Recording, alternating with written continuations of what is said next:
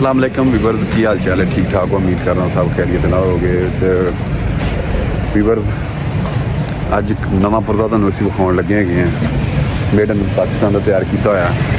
वो दोवां भरावां ने बड़ी अच्छी मेहनत उत्ते कीती है, उन्होंने बहुत अच्छे तरीके उन्होंने तैयार किया। बाकी थोड़ा काम वह करना पेंडिंग है, तो तुम चैक करवाने उन्होंने चल के अज।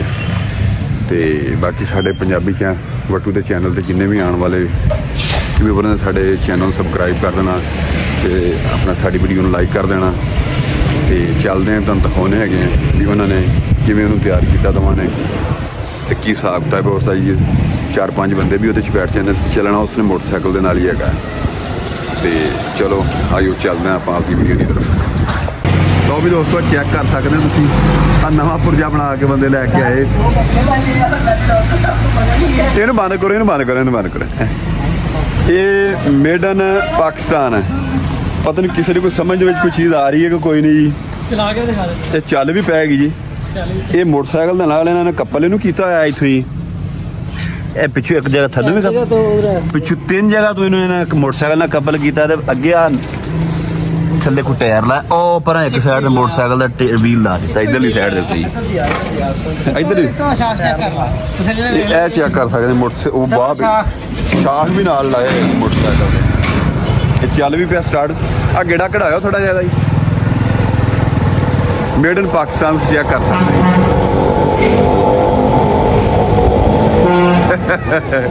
अजीब पुरजा अज वेख्या जनाब मैंने।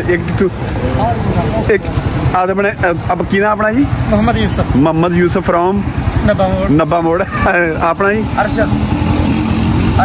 ये भी नब्बा मोड़ तो नब्बा मोड़ का किसी नहीं पता। तहसील चीचावतनी का एरिया तुम कह सकते हैं, जिला साहिवाल जी। ठीक हो गया ना। ये इन्होंने आप दोवां भाई ने रल के तैयार किया। हो सकता है। ये हुण तुसीं काहदे वास्ते तैयार किया है ना? फैमिली भी जा सकती है।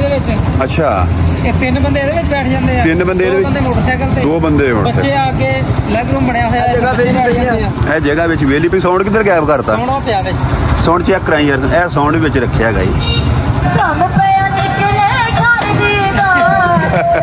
बस बस बस वायलेशन च आ जाना है। अच्छा लो चेक कर सकते हो। बाकी काम हो रहा जी। छत भी लगनी है उत्ते, छत की जगह भी है।